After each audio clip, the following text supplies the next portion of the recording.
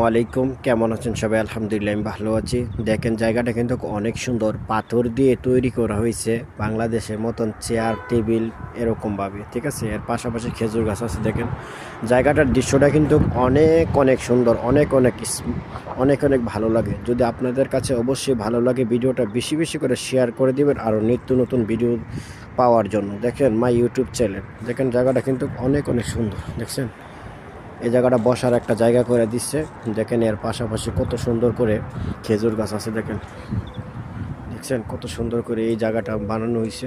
সম্পূর্ণটা পাথর দিয়ে তৈরি করছে।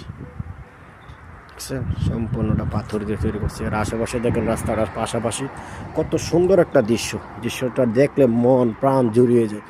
দেখছেন, যদি ভিডিওটা ভালো লাগে অবশ্যই লাইক কমেন্ট শেয়ার করে দিবেন এবং নিত্য নতুন ভিডিও পাওয়ার জন্য পাশে থাকবেন।